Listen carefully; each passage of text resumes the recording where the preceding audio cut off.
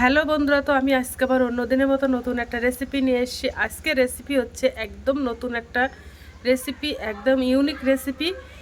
এটা আমি একদম অল্প সময়ে অল্প উপকরণ দিয়ে এই রেসিপিটা বানাবো। তো আমি এই রেসিপিটা কিভাবে বানাই তোমরা শেষ পর্যন্ত ভিডিওটি স্কিপ না করে পাশে থেকে দেখার জন্য অনুরোধ দিল। তো চলো আমি রান্নাঘরে দেখে এবার চলে যাব।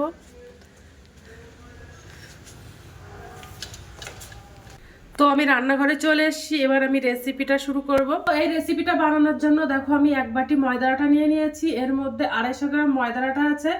তোমরা চাইলে গমের আটা দিয়েও বানাতে পারো। ওর মধ্যে আমি হাফ চামচেরও কম লবণ দিয়ে দেব, 2 চামচ মতো সাদা তেল দিয়ে দেব। এটা আমি ভালো করে মেখে একটু ময়াম দিয়ে নেব।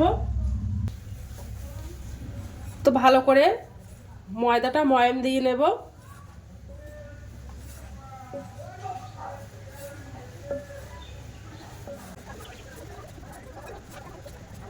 ময়দাটা ভালো করে ময়াম দিয়ে নিয়েছি, আর মুঠো করলে দেখো দলা পেকে যাচ্ছে, আবার ভেঙে যাচ্ছে।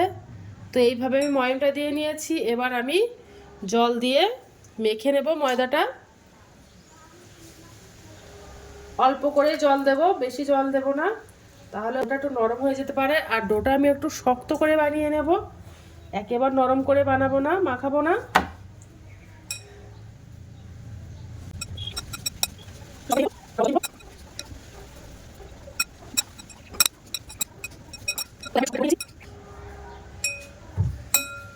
তো শক্ত করে ডোটা মাখানো হয়ে গেছে, রেস্টে রাখার কোনো প্রয়োজন নেই। এবার আমি বানিয়ে নেব খাবারগুলো।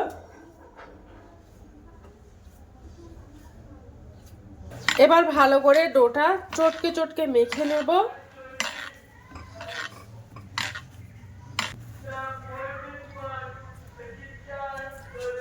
এবার দেখো একটা ছোট লেচি কেটে নিয়েছি,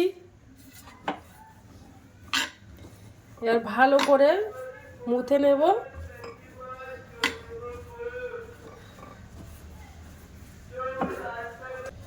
এবার লম্বা করে দড়ি মতো পাকিয়ে নেব।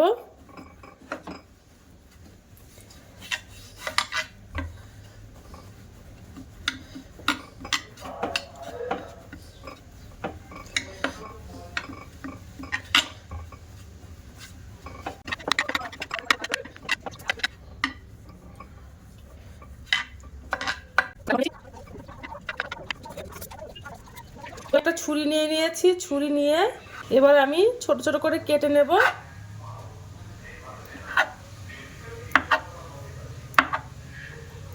একই রকম ভাবে কেটে নেব ছোট ছোট করে, তাহলে দেখতে ভালো লাগবে।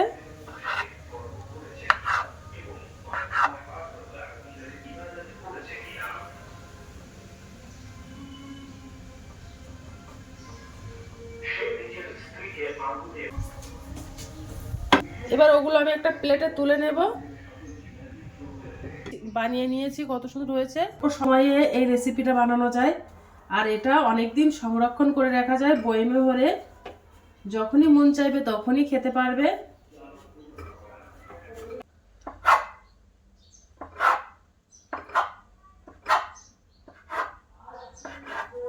তো দেখো আমার এগুলো সব বানানো হয়ে গেছে।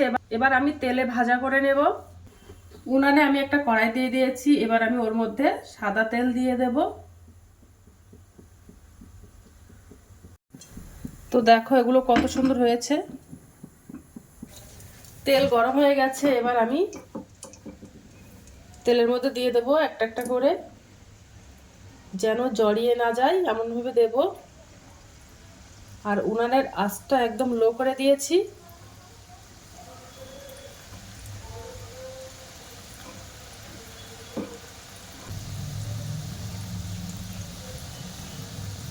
এবার একটু উল্টে দেব।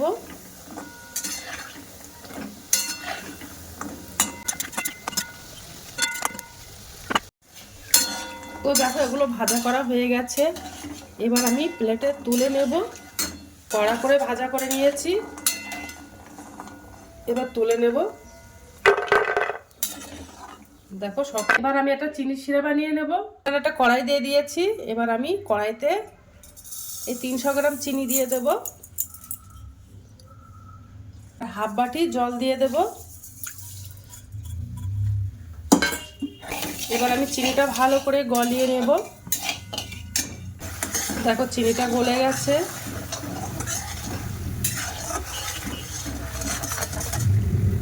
এবার আমি ওগুলো দিয়ে দেব, দিয়ে ভালো করে জাল করে নেব যেন ভিতরে রসটা যায়।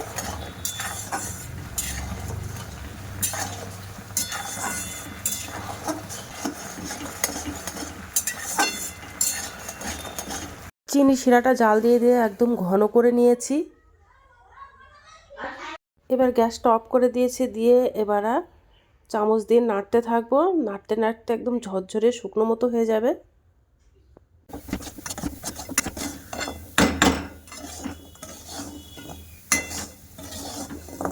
দেখো কত সুন্দর জমে যাচ্ছে চিনিগুলো আর ঝরঝরে শুকনো হয়ে যাচ্ছে।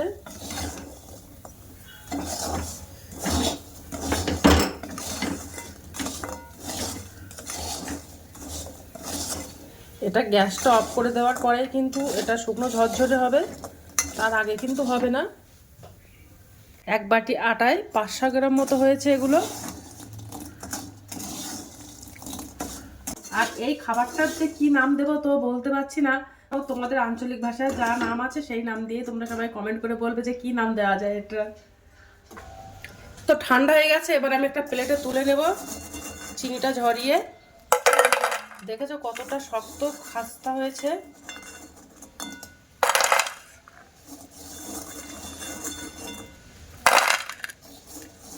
কৌটোয় ভরে অনেকদিন সংরক্ষণ করে রেখে দিতে পারবে, যখনই মন চাইবে তখনই খেতে পারবে। রেখে দিয়েছি এর জন্য। তো আজকের দিনের মতো ভিডিওটা এখানে শেষ করছি। আগামী দিন আবার একটা নতুন ভিডিও নিয়ে চলে আসবো। তো টাটা বাই বাই, সবাই ভালো থাকবে, সুস্থ থাকবে।